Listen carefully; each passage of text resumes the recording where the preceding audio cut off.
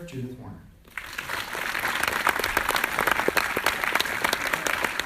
Thanks so much. It's great to be here. I had never thought about that before, that the arc of the books kind of follows the arc of Carrie's character as well, which is a nice thing to realize. So I'm going to quickly introduce the panel. Most of whom you, of course, know. I don't need no introduction. Miranda, Otto.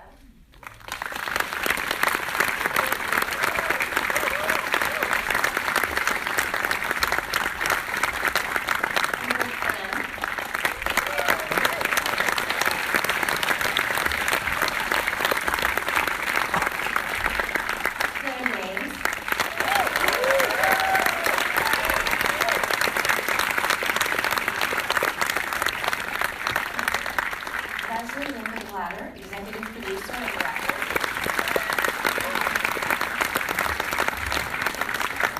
And Alex Ganza, showrunner and executive producer.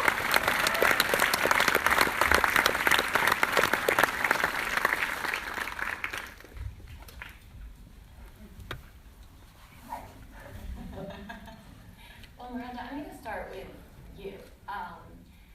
The relationship with Yvonne is something that was so enjoyable to watch, and never more than in this particular episode. It was just incredible. How did you think about that? I know that you've talked about how that relationship really was central to building that character, to thinking about what happened. Can you talk about that a bit? Yeah, I felt that what was so interesting for Allison was that she couldn't really be her true self with anybody except for Yvonne. So everybody she was with, she was really acting out different roles for people. And so in some way I felt that her relationship with Yvonne was actually every relationship that she had in her life. So they were like father-daughter, actor-manager. It sort of fulfilled everything. There was like a lover relationship in some way in it as well. So it was interesting the different ways that they worked off each other. He really knew how to play her. Absolutely. So this was, I mean, an incredible season, incredible drama. I mean, we'll get to the end scene in just a moment, which remains difficult to watch no matter how many times. I think I've seen it 4 times now. But Alex, I just wanted to take a step back and look at the season overall in the context, of course, of real life, which, I mean, you know, it must have been, I can't even imagine what it must have been like to be, as you said, you were on your way to Berlin the day after the Paris attacks, having to see, you knew going into the season all of the ways that art and reality would meet up, but then of course events went far beyond. What was this like? You know, I've talked about it a couple of times, and it's so difficult to strike the right tone when talking about this season because, you know, world events did sort of crazily catch up with the story we were telling. But, you know, on that plane trip to Berlin, the day after the Paris attacks, when we filmed the big terrorist action sequence at the end of the season, you know, it was scary, it was surreal, and I think everybody who was working on the show, you know, did some real soul searching in those last couple of days of shooting the episodes because, you know, we were wondering, you know, what message were we putting out into the world? What message should we be putting out into the world? And, you know, I think it's something that we're still kind of struggling with. And, you know, especially bringing Homeland back to the United States next year, you know, we're just trying to figure out, you know, how closely, you know, we want to hew to what we know is the truth. And I'll give you an example. You know, we sit down with a bunch of intelligence officers every year before the season starts. And, you know, the good news is there are, according to these people, some of whom have been former directors of the Central Intelligence Agency, there are no Islamic State or Al-Qaeda cells in the United States. So you ask yourself, as a person who is making entertainment, do you want to create something that doesn't exist in this country? Do we want to build on the fear that everybody is thinking about, you know, especially with the presidential election going on now, people telling us that we are facing an existential threat? You know, look, I don't know if that's true or not, but listening to these intelligence people talk, you know, maybe it's not the case in the United States. You know, we're not facing the same level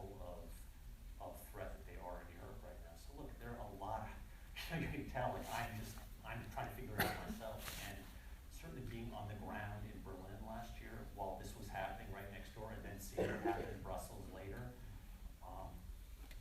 I feel that we have a certain responsibility to tell things as close to what we think the truth is as we can.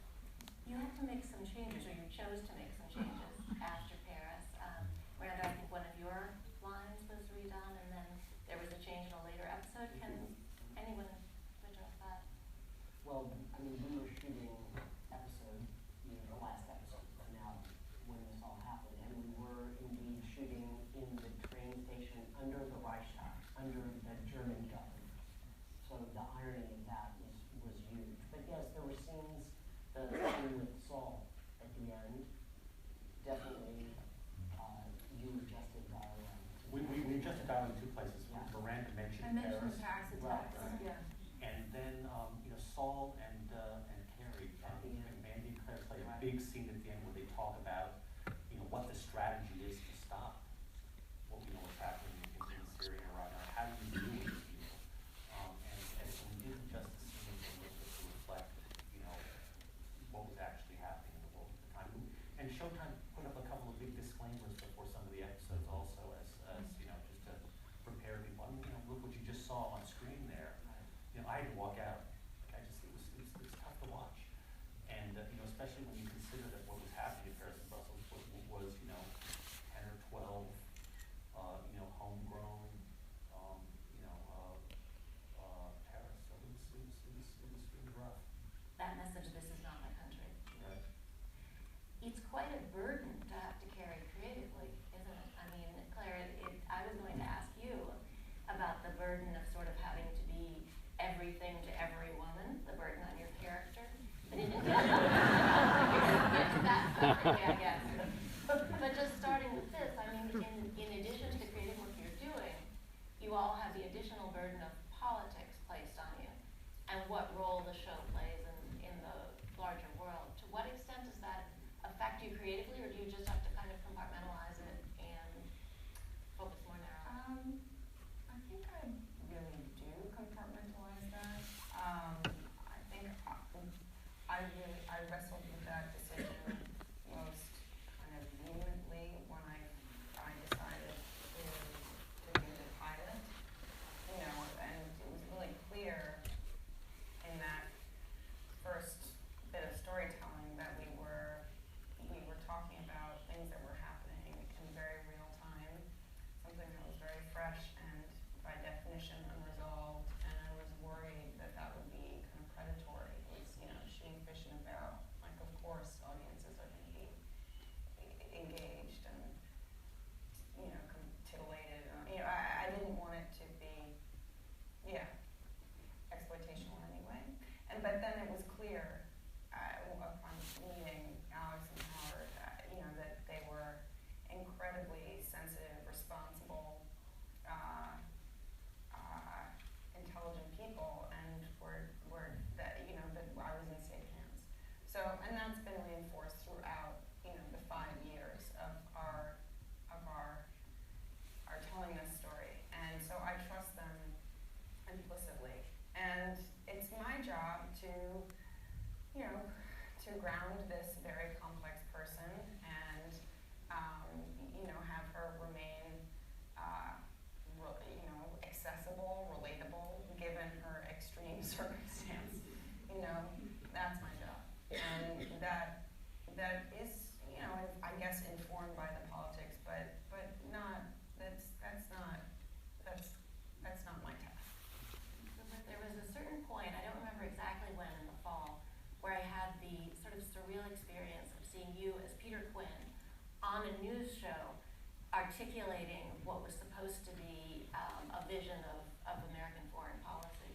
So, you've had to kind of cross the line whether you wanted to or not.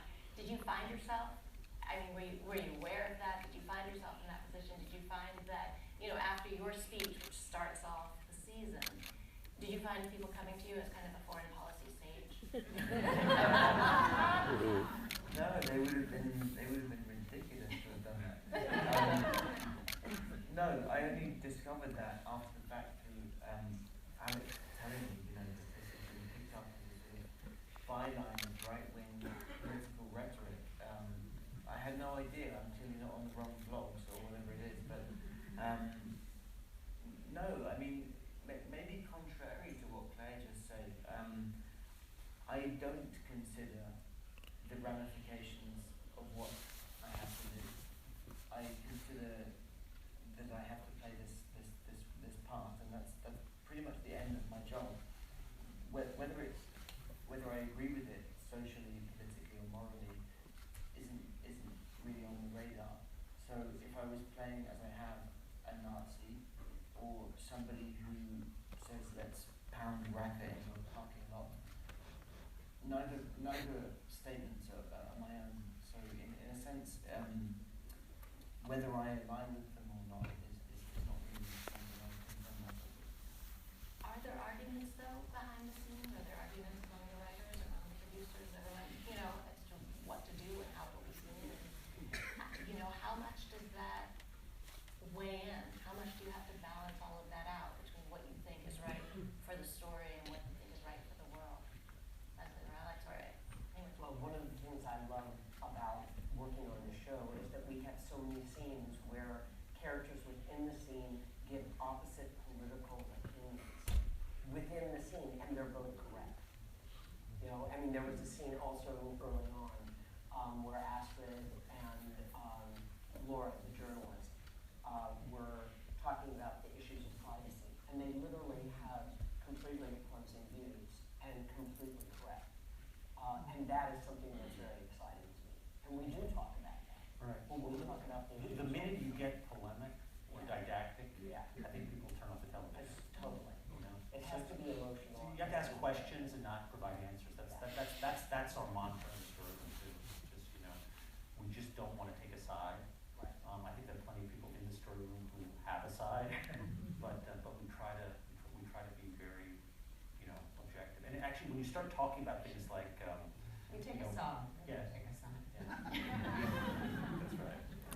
Well, I would beg to differ with one element, the character of the journalist, who was one of the more sort of heinous characters. I don't know that there was any. All journalists. Repellent on every level. It felt like the show was taking a strong We loved her. We loved her. Yeah. Is that right, that all journalists hate her? Hate her. I wouldn't even know where to start. It's sort of I think I probably have to examine that, but I just assumed everyone hated her. Yeah, that's very funny. Well, it's interesting then, how people react to characters. Leslie, I wanted to ask you, you've spoken extensively about sexism in Hollywood, about the lack of women directing. With this show, you have a very, very strong female lead.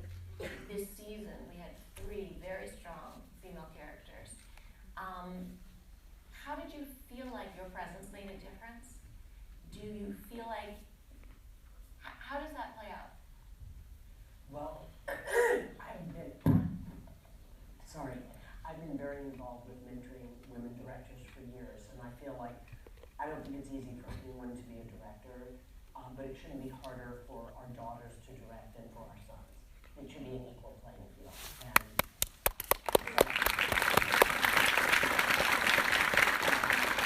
I'm thrilled that a lot of the women I've mentored have great careers, and so that's something that's very important to me. But the fact that we have such incredibly powerful female characters in the show, starting, with Claire, that are complicated and compelling and very complex, is thrilling.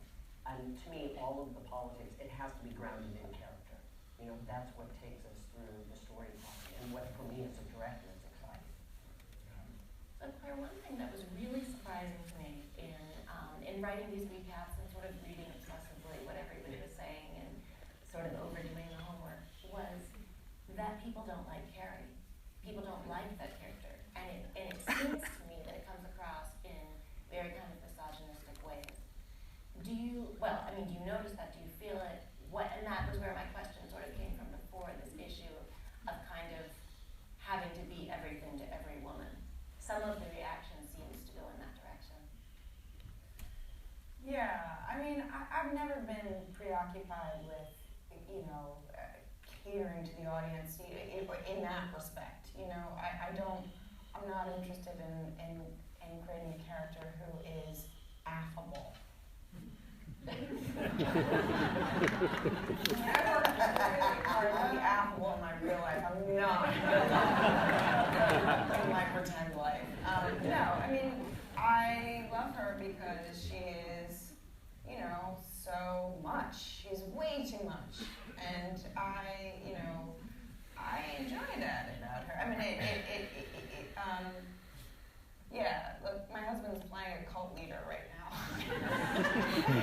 And every time I say, oh, my husband's, playing a cult leader, he says, no, it's a spiritual movement. So I think that we can't help but, love and we actors are the custodians of our characters. We have affection for them, all of their foibles, all of their, their detriments, and that's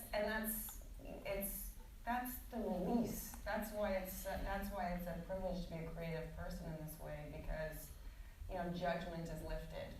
So I don't know. I want to play her predicament as with as much conviction and compassion as possible, and I hope that moves people in lots of different directions, and I can't control that, nor do I wish to.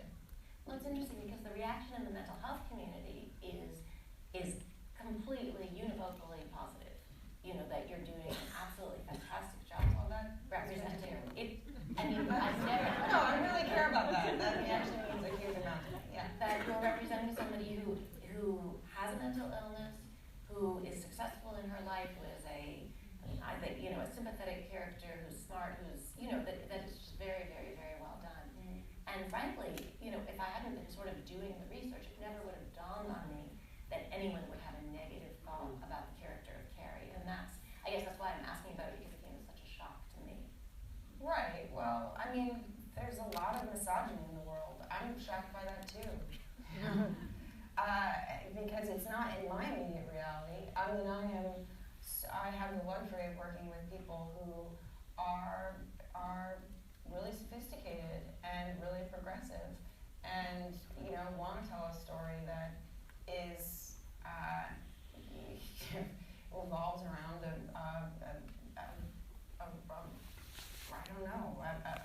really dynamic, forceful woman. So that's my reality. But yeah, I think if you go kind of take your flashlight out into the forest, you see, oh man, that is not the norm. And but I can't preoccupy myself with that thought, because that is paralyzing, and it's actually not that interesting to me. So I'm going to act as if we live in a world in which women are making things happen and are appreciated for it.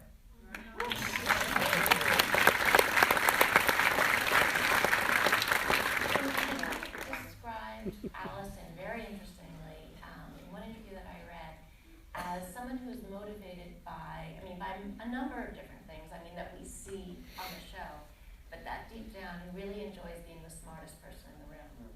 And that was fascinating to me. It may have explained, I love that character. A lot of people, again, did not, for reasons that went beyond the fact that she's a traitor, but, I thought she was like somebody she messed with Saul. She messed with Saul. She seemed like someone good to hang out with. I did remember that in one of your groups. Yes. Of all the characters, this was early on in the season, I think I like Allison the best. She's my friend.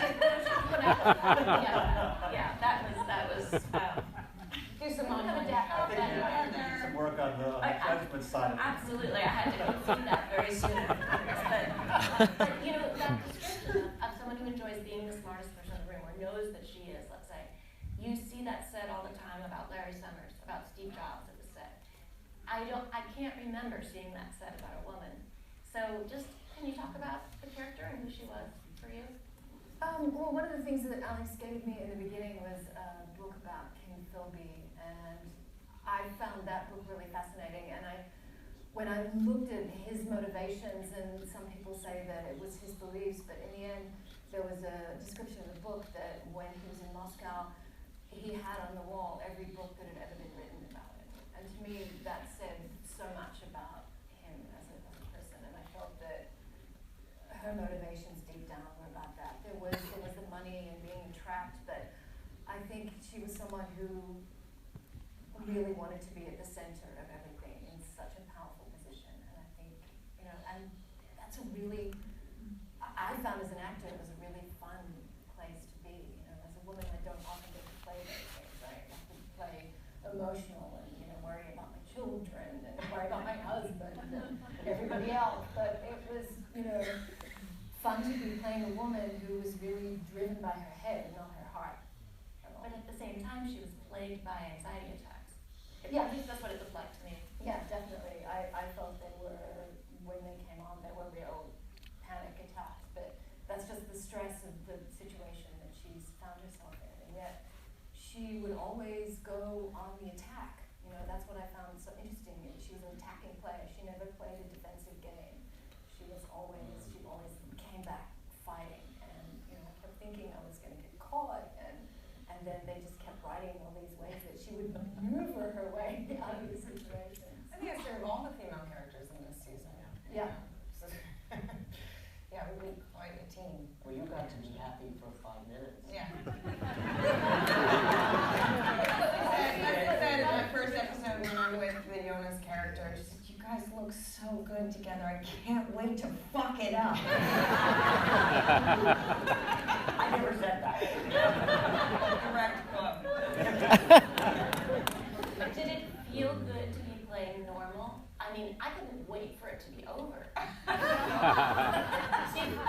Did it feel right? Did it feel like a betrayal of Carrie? I mean, Jonas was just intolerably boring. No judgment. It was delightful. It was delightful. Yeah. Anyway. That half an episode. Get too much of an attachment. I'm kidnapped, like 2 seconds later. There was something wonderful, I thought, this season with female friendship. You sensed this friendship, this genuine friendship that was building with Carrie and Astrid around Quinn, in a sense, or despite, I'm saying. And the old friendship between Carrie and Allison, that was still, you felt like there was something real there, or at least it was hard to tell. It was just difficult to tell. I mean, there was a sense, I noticed it again tonight, that when she is finally caught, that Carrie looks for a moment like she's going to cry, even though it's something she's been pushing for, but it's... Yeah, and vice versa. I mean, when Miranda's character sees that Carrie is dead, I think there's real grief there. So, yeah, it's good drama. Good drama. From the perspective of creating better female characters and better female storylines, did you think about the female friendship part of things, about wanting to present it, or organic? I have to say, Alex and our whole writing team write women so interesting and so layered and complicated. So, and we have these incredible actors. So it's very important. Yeah, it's very important to me that you see, and it's great actually about Carrie having a friend, like with Astrid. She's, besides her handbag, Carrie hasn't had a lot of them. What I was going to say is that I think it was episode 3, there was a scene, I think it was not even, that was cut out. There was a scene between Miranda's character and Carrie, and they were having this kind of false moment where they were just supposed to be kind of having a glass of wine and hanging out, and I was so uncomfortable, and I realized it was because I had never related to another woman before, and that she did not know how to hang with the ladies. But these are not ordinary ladies. These are all, spies who work in the shadows and are very isolated people. And I think that maybe it would be more uncomfortable for Carrie to, for any of these people to just spend easy time with civilians, you know, rather than people who are in their industry, because the demands are so specific. As you were describing that scene, I was thinking, no, it wasn't cut, it was there, but I'm thinking of a different season actually, where Carrie is trying to have a girl bonding moment with the American ambassador. It's in the previous season. Yeah. And there's a similar kind of vibe to that, like they're both faking being normal women who are, you know, having like a social moment when in fact it's just sort of not happening at all. Right, yeah. Rupert, I wanted to just come to you and talk about Peter Quinn. First, I have to ask, I mean, what's it like to watch that? What's it like to watch that on screen, or is it nothing? I mean, that's your job, that's what you do. Or do you feel it the way we feel it? Well, the first thing to say is that that's the first episode of Homeland that I've been in that I've ever seen. Really? Yeah. And we were standing upstairs kind of waiting to do this, and I suddenly had a kind of now or never moment, and it was like, well, I don't know what episode it is, but we may as well, let's go. So they brought more wine. I was sitting with you, there was quite a bit of wine. They brought extra wine, and we watched it, and I have to say, they're really good. And he's really good at writing, really good at directing, and they can really act. And there was some weird bits in between that we talked about, and it was over. So that's my experience. It's a bit like someone, like my dad, when he got married and just kind of fainted. He fainted. Twice. He brought my mum up the aisle, he fainted, brought him round, and said the I do, he fainted. That was like great wine. That's not very Peter Quinn-like. I'm not very But easy. you're not. From, you know, Jane Austen. You know, From yeah. breeches to stitches. Guns and blood. What was nice this season, though, is that we began finally to get some actual backstory for Peter Quinn. I mean, and only at the very end. And even then, you know, by then you're wondering, well, can I trust anything? Is any of this real? But it seemed to be real because of the emotion of the moment. But when you think about the character, who do you picture? What's inside his head? What is his backstory? Where does he come from? He didn't go to Harvard. He didn't, you know. Well, I love that reveal as I read. I haven't seen it, but that reveal of Daradal kind of, you know, cherry picking him out of effectively an orphanage as being kind of smart and good and pretty and therefore manipulatable. It's very kind of dark and wonderfully Homeland, actually. And I thought that set up a lot of really exciting questions moving forward for, you know, this guy that we've seen him show up, and as I remember it, when he showed up, it was kind of running the roost, and all of these familiar people who've been in this gazillion Emmy winning show for a season, suddenly this guy shows up and it's like running the operation, and no one really knew where he came from or why we should even care. And I think it's really interesting that the writers took 4 years to tell us. But what do you think? I mean, because you must have created what do you imagine? Who is he? I'm just so excited to find out. Okay, I have seen you say that he's somebody with severe PTSD, and that he's somebody who combines this sort of bizarre tough guyness with extreme vulnerability, that he gets the slightest hint of rejection, right? When Carrie isn't entirely there for him as she's obsessed with finding her mother, and he goes off to war. Like, that's it. Yeah. You know, so I thought that was fascinating. Can you talk about that just a little more? I think it always makes me think of a bit like a tortoise, where do you say carapace? Carapace? How do you say the shell? Carapace. Thank you. Carapace.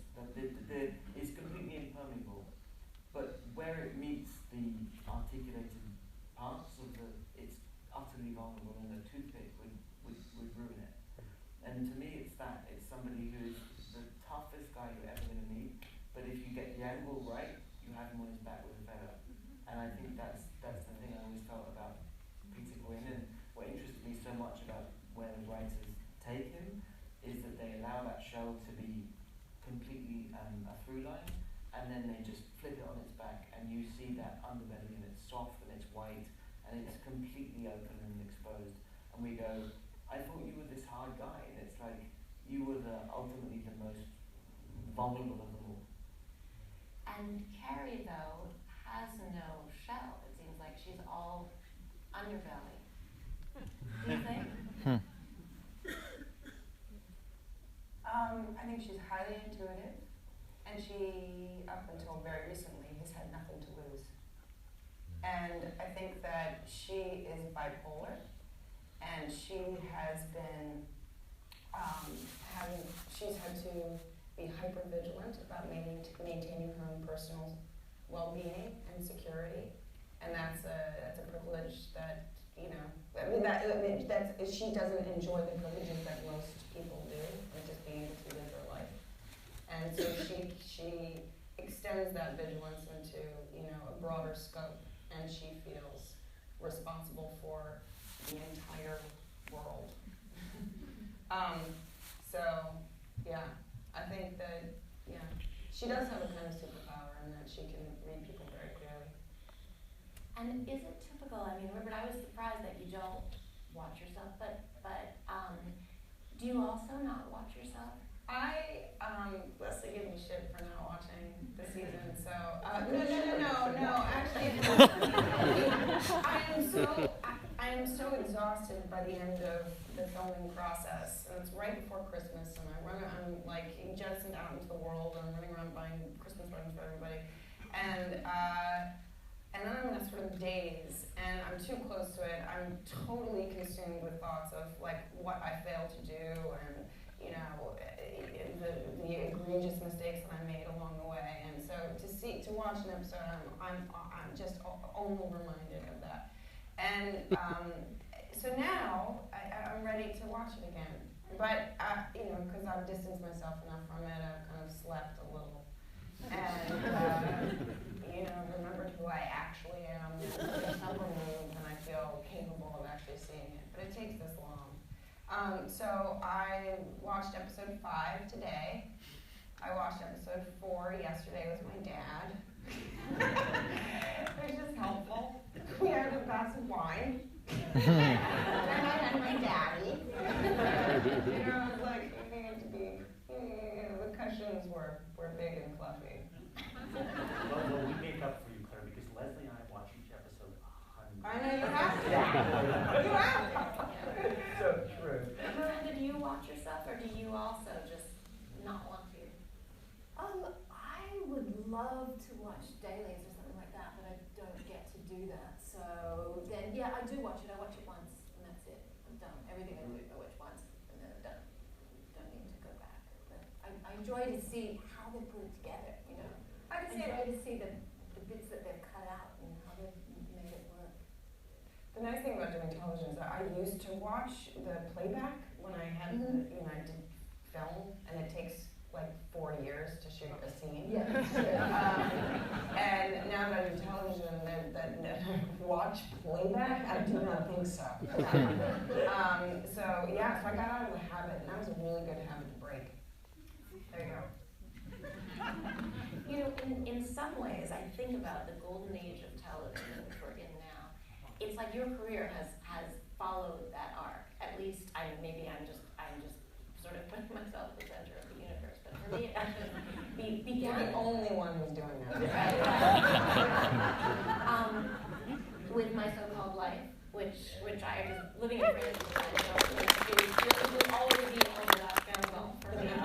You know, and taking us forward through Homeland. And, you know, part of what characterizes this golden age is that we have these multi-layered characters. We have plots that are filled with ambiguity. We have questions being raised rather than answers given. And you've really been part of that wave in such a central way.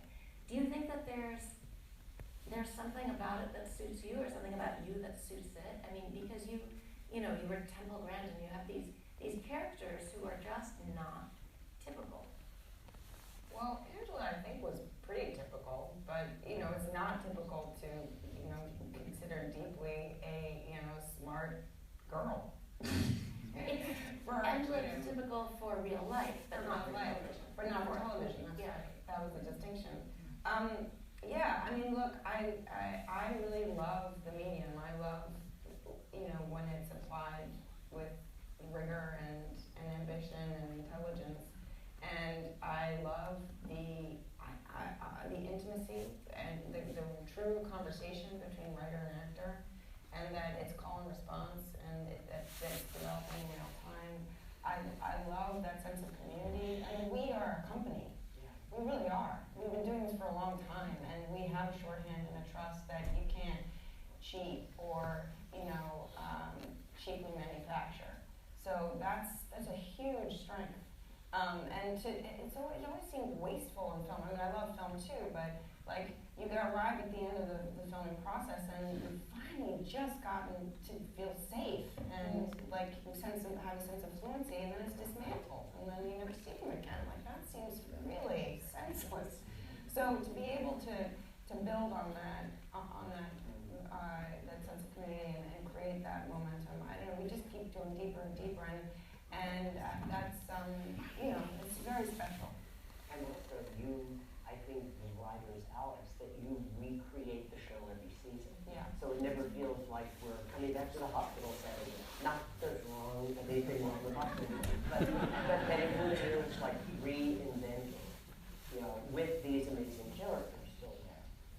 And is it, I was surprised to learn that the actors don't know what's going to happen until right before it gets started. Is that typical in television? I mean, is this? I think it is typical in television because the velocity of making the show is so enormous that you just don't have time to plot out the whole season. And even when you do, it's like your plan goes out the window. You find that the story compresses. You think the story's going to take you through all the whole 12 episodes, and it winds up taking you through the first 3. And I remember the first season, Damian Lewis kept asking me, so am I a terrorist or not? And honestly, we didn't have any idea. I was going to ask if it makes the acting easier, if it makes it more like real life, not to know. But in that case, I would think it would be incredibly difficult. But actually, if you think about it, he would be acting exactly the same way, whether he were or not. So he was, and it was kind of exciting because he was so frustrated not to know. I think it sort of mimicked how the audience responded to it. It's like you were taken on this ride of, is he or isn't he? And then there came a moment where the question wasn't is he or isn't he, but will he or won't he go through with it? So it's those kind of narrative questions that I think, when Homeland is functioning at its best, that's what's driving the episodes. So I want to look forward and look back a fair bit to what's next. And Miranda, you're going to the new 24. Yes. Can you talk about that a bit? God, Howard would be a better person to ask about that. They're still writing. We've done the pilot, and we're starting shooting in September. But once again, I don't know what's going to be happening right now. I don't know the arc of the story, or I know a few things, but not much that I can divulge. Well, it'll be very exciting. I'm thinking about the coming year. I'm thinking about, situating the show in New York. I found myself having this kind of magical thinking, like, no, not New York. It's not, it can't be somewhere real. Couldn't you have an imaginary location, as though what you did on Homeland was somehow proved to be real in the real world? What does it feel like? Alex, you mentioned karma, that there's a kind of karmic issue. What do you think about this? And also, I know that you go to Washington, you have these intelligence briefings. What are you hearing? Something is not classified, but they're telling you. Well, it kind of goes back to what I was talking about at the very beginning when you were asking this question. We're going to be in New York.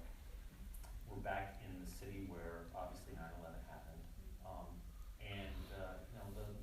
The easy thing to do would be to, another big terrorist attack in New York. And I just feel that that's kind of bad karma. Especially with what happened when we were in Berlin last year, you just don't want to even go near that issue. So, in the spirit of reinventing the show, we're going to tell a different kind of story, which I think is interesting for Homeland. And if there's one thing I can reveal about the season that we're very excited about, and it is also timely because of the election that's going on right now, is that the entire season of Homeland this year is going to take place between Election Day and Inauguration Day. And it's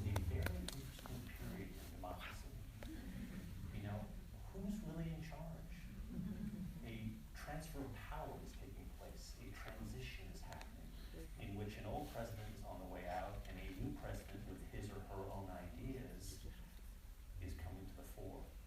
And in that very tenuous, fragile 72 days, we're hopefully telling the story. I guess you don't dare ask the gender of the intended I think we're done predicting the future. But you know, whether it's a guy or a girl, it will be an interesting and dynamic person. And you know, Rupert, I have to admit, this is Rupert, keep your mouth shut. This is, I mean, it's terrible, but I really Very diplomatic. He was turtle. Very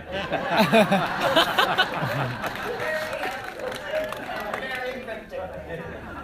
Well, what's going to happen? You know, what I think everybody is waiting to see. You know, are you dead? Are you alive? Clearly, you're alive. I mean, when I heard you were going to be on the panel, I will admit, I thought, thank God.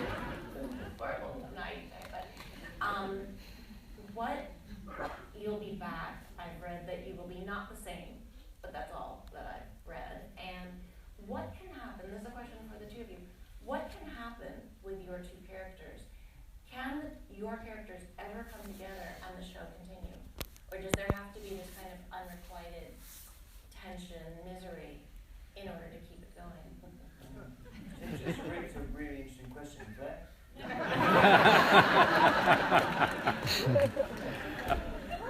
find unrequited tension and mystery hot. I don't know about you. I don't know. I think that they are, there's a real kinship between the two of them. That's the most true thing. And the rest of it is maybe less interesting or important. But they are